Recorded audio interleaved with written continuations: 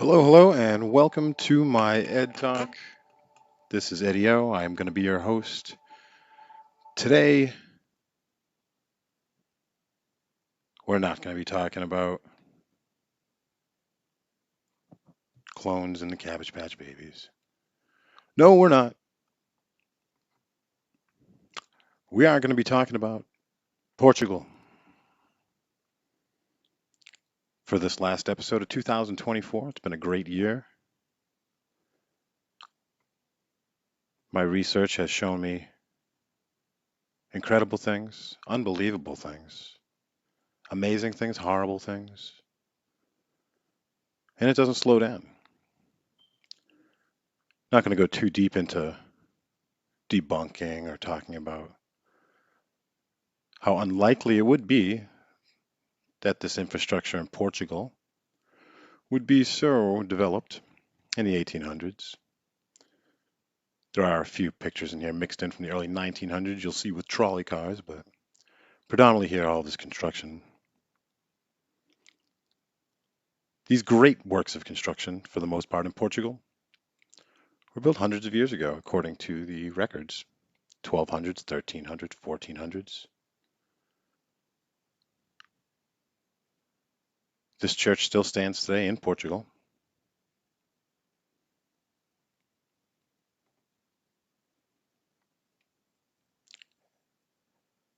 The one church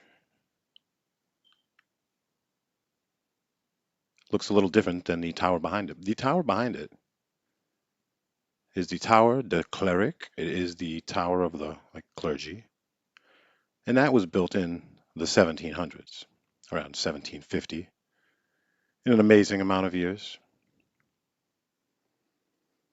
But the church it is adjacent to, this church here, when we look at this picture,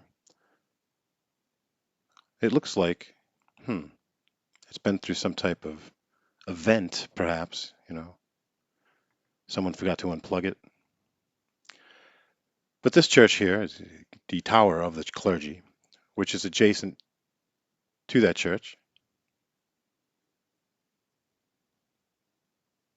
The Tower de Cleric is many stories tall, amazing stairwells that lead up all the way to the top,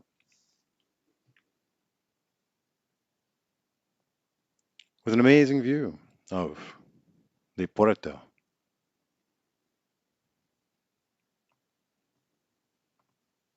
And the amazing thing about not only the outside, the inside, of course,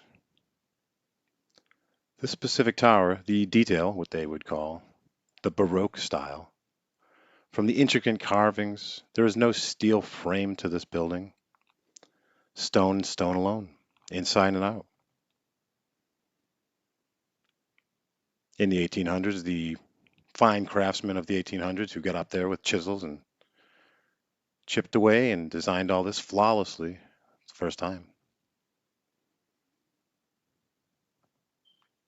Nice tourist attraction for the area. Some beautiful bells set up inside. Built next to the church of amazing design. Here you can see them both in the distance, and of course, a cloudy day in all photography of the 1800s. But these two buildings do have a relationship, as the Tower de Cleric in Portugal is known for its intricate stair systems in this tower that was constructed mid 1700s. This tower is known of many secret passageways. And of course, to the building, the church, a little better vision here. The church that it is adjacent to, that was built hundreds and hundreds of years earlier, is connected to this tunnel system, along with some other very important buildings in Portugal. Perhaps they were all built at the same time, but not according to the narrative. There's hundreds of years separating all these buildings, connected by a very intricate tunnel system underneath. There is no timeline. There are no dates. It's all one pattern repeating itself. And we just lay these examples on top of each other, and again, we shall see that reflecting pattern in the image that comes up. There are no dates in history and time when these buildings were constructed, far apart for the different reasons. For the Duke of Edinburgh or Charles in charge or whoever said they were in charge at the time. Again, the craftsmanship of these individuals by hand. They tell us the workforce is what got this done. Here's a very interesting building in Portugal, of course. Now, this looks very reset ready, if you could imagine different levels of earth and where you would call the road or ground floor.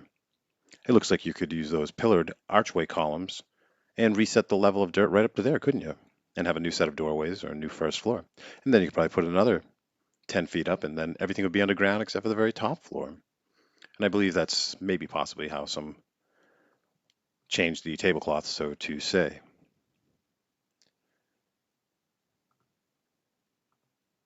As we have some obvious engineering feats as well. If you've ever known anyone that's worked with wrought iron and tries to make a gate, wrought iron gate, it takes a lot. Something like this, you don't chisel that door. And then we see accounts of Portugal, although there were wars in the very beginning of 1800 that did a big number on Portugal and the so-called allies at the time, which was Portugal and Spain and Britain, were friends. And that's when Napoleon and France, and only France, just went all Super Goku, Dragon Ball power. And they followed Napoleon for good almost 10 years. Napoleon's reign of taking over the world and the Louisiana Purchase and the maps, and we all know how this goes, and how much Napoleon conquered from 7 to 10 years. Very unlikely, very unfeasible that France alone took over everywhere.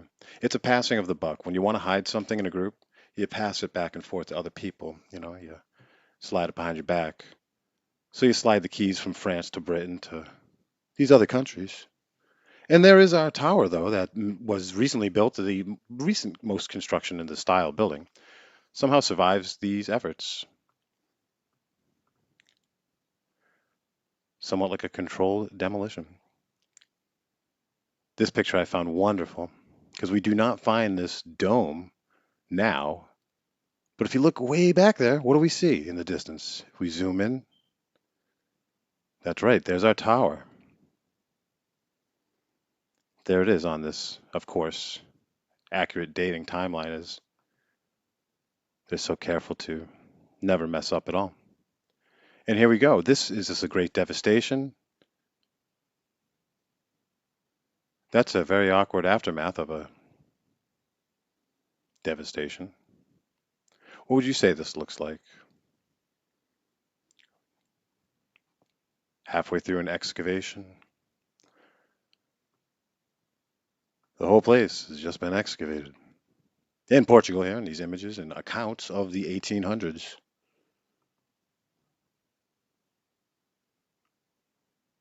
And here we see people living their lives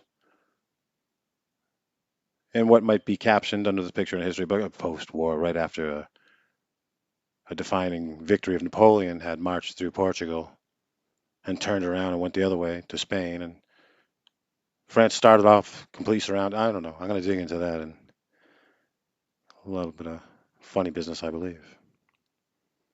And here we go.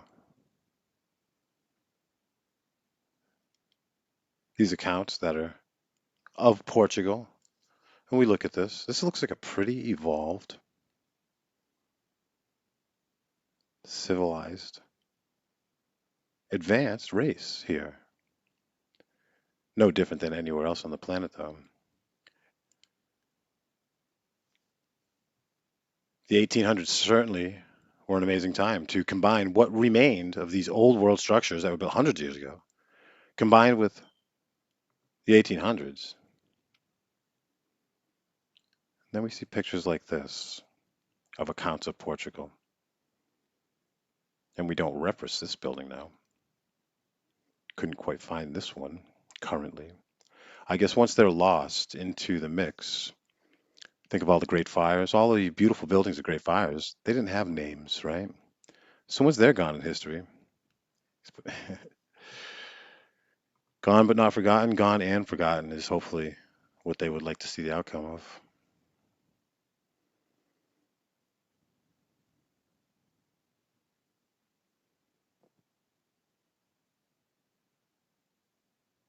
Praying in a long lost, abandoned setting. That one guy in the box. What's going on there?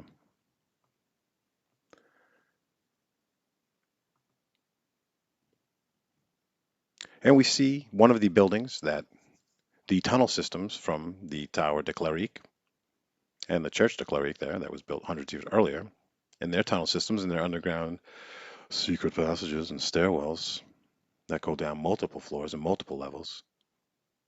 The Paco Episcopal de Porto, this building, that's not an old world building. Wait, I don't know. There are multiple eras, I believe. There's the domed era, like the Capitol buildings, the Romanesque style. And they're like, oh, Rome took over this city, so that's why it looks like, yeah, right. Greece and Rome, same people. Oh, it looks awful lot like Greek looks like Roman, huh? Roman looks like Greek? Huh. They're influencing each other. No, they're the same person, dude. But this building, we can, if we were to zoom in and try to logically put this timeline together, the construction of a building like this, no way. And the other building of the four main buildings that are connected, surprise, another church. All the churches have connections to the tunnel building. What we call churches, cathedrals. In our witty days, we call cathedrals, right? Because we believe in the ethereal energy of the atmosphere with the negative ionization through an aquifer of water and electrons underneath the ground. So it pulls electricity from the sky. I've studied this for a long time. If you zoom in here on the magnetron right there, what a beautiful magnetron we'll see in its sacred geometrical shape and cymatics frequency. I'm a big fan. In the red Mercury and the Mercury spinning up in the sky and the ethereal energy.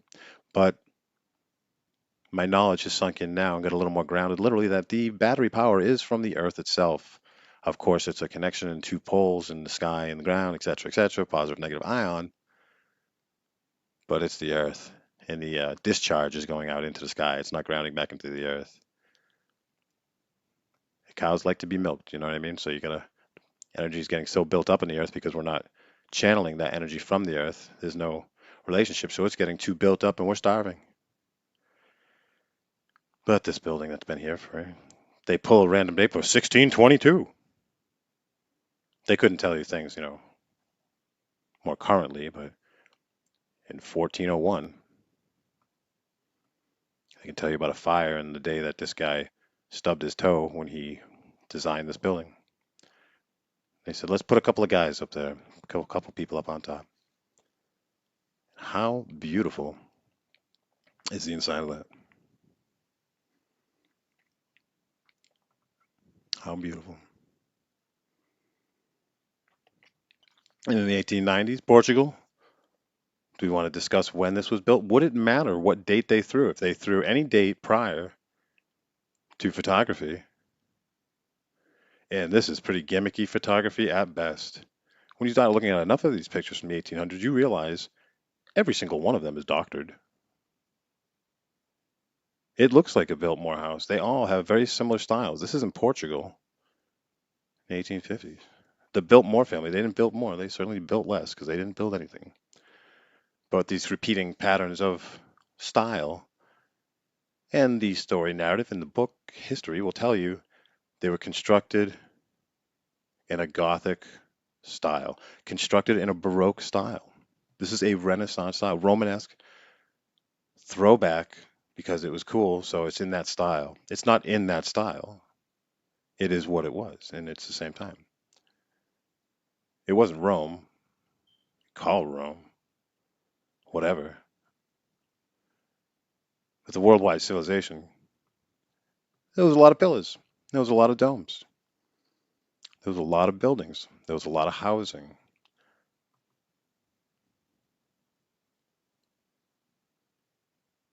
Here we see some trolleys. I don't see any horses pulling them, so this must be, yeah, there you go, 1920. What a difference 20 years makes. But the construction, they kind of grew into the clothes.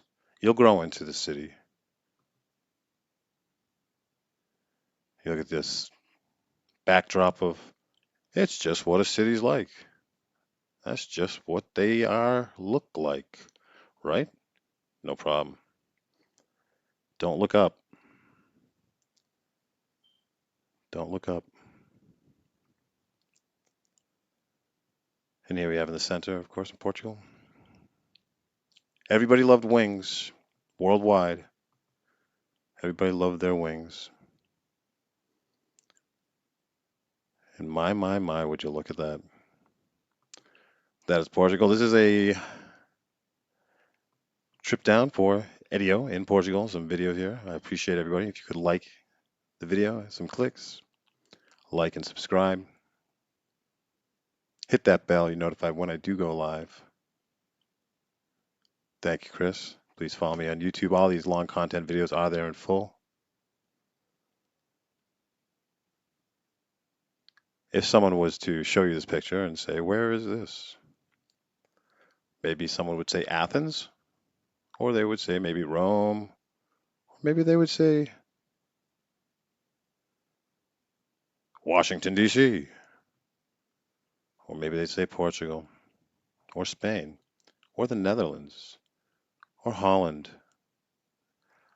These photos are all from Portugal. Portugal was a big business in the days of the West India Trading Company, which was Dutch, okay? It's kind of a touchy subject, but the British settlement of the United States before the Revolutionary War, British number one, taking over all the South and whatnot.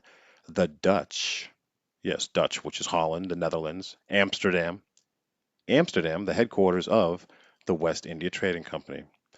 They're merchants, and they traded, among other things, people. There was a second business in this area, and that was Great Britain. And you know what Great Britain's company was? It was called the Great Britain Africa Company. That's right. And then we have the third biggest sales position of this marketing of individual human beings, and that was Portugal. Portugal is responsible for more of the sales of individuals, very much so to the Americas, delivered to the Americas. No one from the Americas came and kidnapped or whatnot. So these were sold. Who cut that paycheck? Who paid this money? Was it it's a lot of holes in the stories. In this building that was built not too long ago. 1760 it was constructed, finished, and took about 8 years to build. No steel structures. This is all stone. These are all granite limestone. That is it behind the church that already existed here in front of it, which has incredible design. This tower itself has 4 floors deep of stairwells and entrances, tunnel systems, and secret passages in 3D down there. I always say if these tunnels were above ground, they'd be called buildings. So this was built, and then they built somehow after the other three buildings were constructed, and this was built hundreds of years later in our timeline here. Not that we have any construction photos of it, of course we don't. We never would. The tunnels were built from this into the already existing buildings.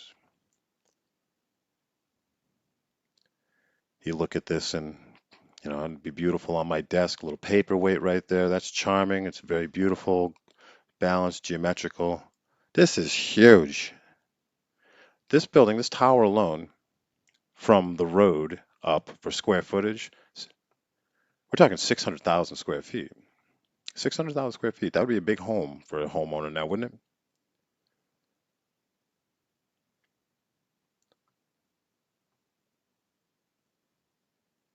Amazing. So many of these structures look similar, right? They have similar style, design, the bricks, the rocks, the columns, gargoyles, the monstrosity, what they call, right? Gargoyle.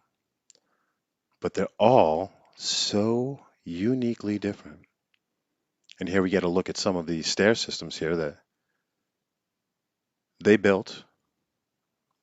I guess when you build a foundation, it's first, right? So if this building, this tower, the Tower de Cleric in Puerto Rico, Portugal rather, you can go see today, still standing. So they dug down pretty far, right? 4 floors deep. And then they started constructing tunnels first and then made stairwells up before they even constructed the building. Is that how this was planned out? I would love to see the plan. And another vanilla sky all cleared out. I'd like to thank everybody that's in here. We do have almost 30 people in here.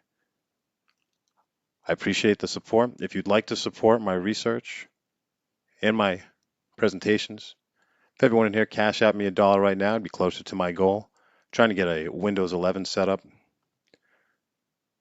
so I can do a much more professional intake and be collaborating with some other people more seamlessly. And what would this be? Not a couple benches there. I don't think those benches are original. You sit there and lean back like you're in a subway. All the subway. Anyone here in the comments from the city? You use the tram, you use the T in the big New York, Chicago, Detroit, Nashville, Tennessee, anywhere really. These major train stations, get underground. You know, look up, look down, look around.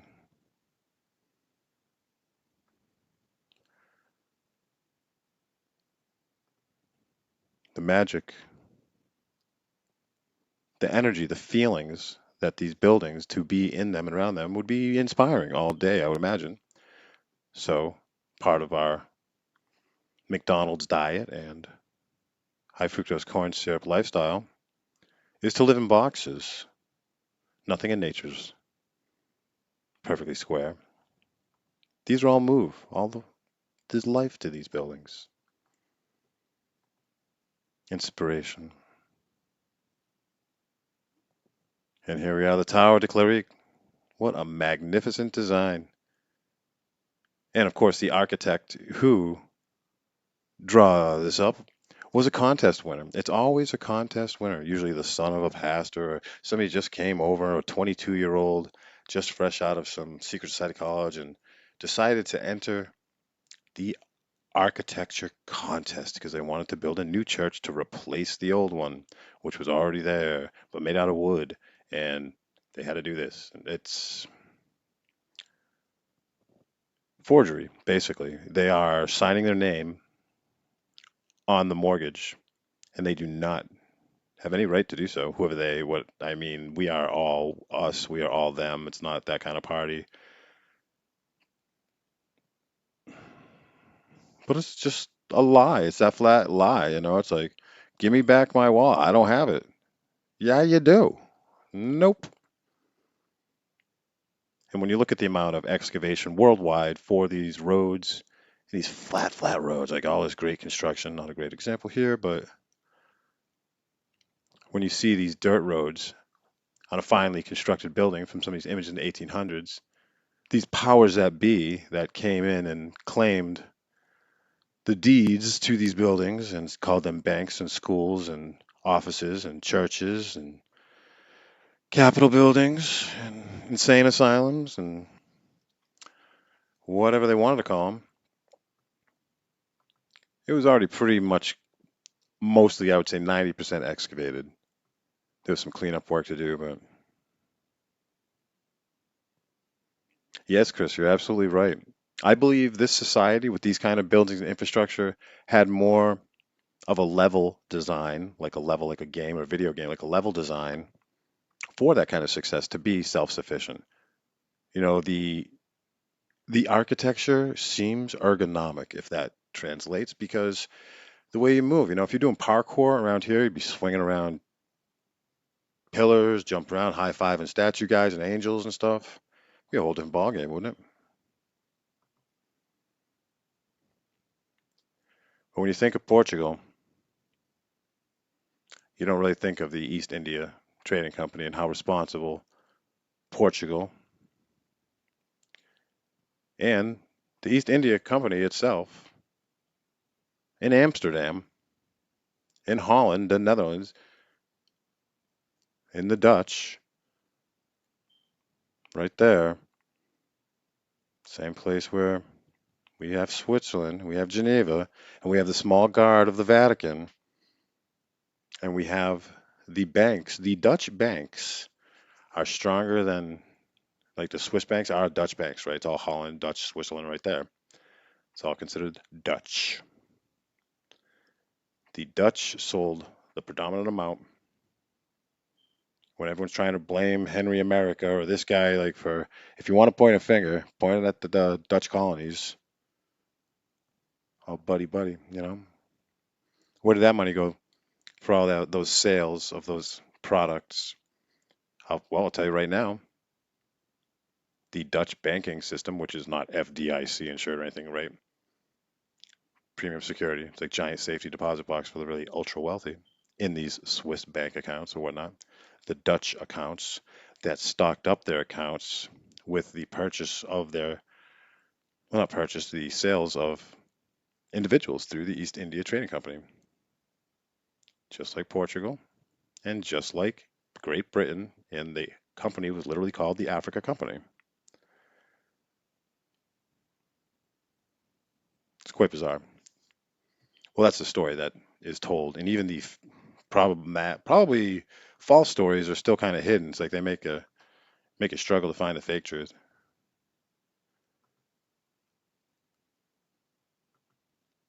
But around every corner, we do find more and more unbelievable scenarios. All of these cities that we're looking at that supposedly are growing, like cities grow and get bigger. It's like, oh, New York's really big now, and towns go from little town to a middle town. Now it's a bigger town, and we got a Wendy's, we got a Burger King, we got a movie theater, we got a AT&T store, we got all this stuff now. These everything's been getting smaller and smaller and smaller. Just like the amount of land out there they show us islands on maps. Less, less, less. Architecture, less, less, less. There's not more. There's just less of everything. This great land of abundance we live in. What an awkward time to be alive. I love you guys. Happy New Year. We got an hour left. That's right. Hope you guys all have a great 2025.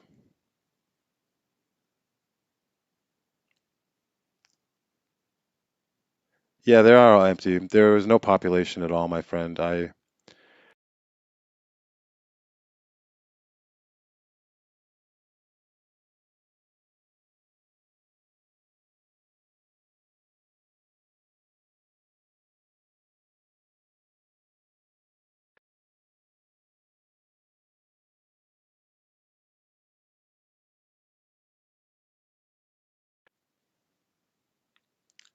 So here's a quick, well, this isn't a very pretty too close up, but 1750 to now, population went, that's 500,000 under that first line. That line right above the comment, right there at the comments where Courtney's name is, that's a billion. So 1750, we're 500 to 750,000. That's it. You know what I mean? Or, million. We get to 1 billion, 1850 here, we're about a billion. Then shoo, 150 years. There's our 1776 date of the repopulation of the reset. And now this trickles down and it only gets smaller going back to 10,000 BC. So they're saying no one ever fucked, no one ever had kids or did anything until the year 1776, and everyone started banging donkeys, and all of a sudden there's 10 billion people on the planet, right? No, it's because the repopulation effort, it always goes up that fast. As soon as they start the effort of repopulating, goes up quick. We doing it, baby. I don't think there was any people at the time. It's not like they get eliminated. There was a previous situation where people didn't live in these buildings anymore. We're living in the dollhouse and the remains of a previous civilization. Or this whole place is a dollhouse and it was built in a way to keep having resets and repopulating. And when the cycle ends, just like the farming, it's harvest season, our plasma apocalypse that's coming, all of the social, physical, spiritual, mental aspects, 5D, new earth, firmament break, yada yada, integration with aliens, 5D. This is that part of the cycle. And it's when the humans, us, are at the end of our life cycle. We're not making more people anymore. So they made enough crickets for the feed for the chickens, it's like chicken feed. And they make their supply and they ship it out however it is and however it works or whatever it is. If it were vessels for souls of energy somehow or not, some other reason. And if there was repopulations, I think it would be pretty arrogant to assume that the previous repopulation was just like us. Probably not. They probably like cater down their chicken, like Purdue chicken. They want to get the nice cuts so they less work, more efficient, more output. So, we don't cause a fuss. We don't run out of our cages very much. We're pretty complacent. We're just like herded pretty well. Moo.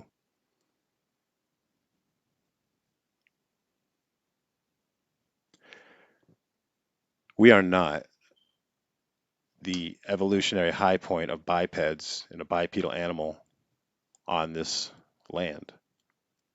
But that's the story they want to tell us. In the 1800s, we came up with everything. Everything was new in the 1800s. That's when everything came out in every discovery, from electricity to a wire. Everything came out in the 1800s. So we feel we've been working at this forever. And no, that's not the case. And the opposite is also true. Man, we've been evolutionary shitbags for a million years, humans, just DNA and evolving and these sort of. Nah, everything feels so weird and off to everybody because we've only been around a couple generations and everything lies to us. Why does everything seem so fucking wrong? And it is. It's just make believe. It's like we went to the circus, to the carnival. You pay the ticket, you get in the carnival. Oh man, it's crazy in here. Let's go. You leave the gate, you walk out of the carnival, you go and live your life. 20 years later, you realize you're still in the carnival. They never let you leave, or something like that, right? It is like that. And they can't make you, again, I apologize for saying they to myself. When you know, they can't make you play. It's voluntary to play along in this game that they have set up for us. Stop playing the game. They're not going to make you. It's like, oh, you're not playing the game, and we're going to come get you. They have to. It's that sovereignty. Why I think everything has to be known. All these movies and shows, and it's not that individual, like, I am leaving this message. It comes out. It's that pattern. That pattern will emerge regardless of who the individuals are, regardless of who is in a position of power, regardless of what you choose to do. That pattern and cycle will play itself out, and you will play one role or another. And do what you want. That pattern is greater than all of us. But once you integrate it, I believe that's like learning to surf or skateboard and do tricks. You use the environment, go kick ass on it. Especially in a world where everybody is so complacent and lazy. Like, I don't know what the word is, but it's not hard to be better than zero. And when the bar is set pretty low, it's easy to shine. So don't forget how much you do. All my good friends and my learning people, I appreciate you following us again. If you could throw me a couple bucks on Cash App, I ain't begging. I got a job. I got money, but I would like to do this more of my time. This research does take a long time to do and present the slideshows I put together. I do have a son. This is my son, Dominic. I would like you guys to please keep in mind I am 6 feet tall. I am full 6 feet tall, shoulders. I'm a human-sized human guy. My son is Nephilim. He is got the giant in him. I love you, Dominic, wherever you're at today. Happy New Year's, Dominic. And there's so much research to do and so much development, but in time, we'll get to some of the craziest stuff. But as for now, I can't even go in any direction without finding some crazy stories. He is a big boy. He's a great kid, too. He is a great kid. Well, again, I'd like to thank you guys. Couldn't be doing what I do without somebody to tell it to. Because this shit is insane. Imagine trying to tell this to somebody. Well, thank you, Courtney, for all your help. Hey, guess what? Chicken butt. Does it change anything in the end? I don't know. They're awfully pretty buildings, though. We'll probably be able to terraform it again, right? It's like thoughts and energy, like the never-ending story. Yet I digress. I hope everybody has a wonderful evening. Don't do driving around. Driving would be probably a mistake. So take care of yourselves. Do the best you can. Probably better than it was anyway. Thank you very much. Happy New Year. Who's going live? I think that Tia might be going live fireworks. Anybody else? Thank you. Have a nice night, everyone.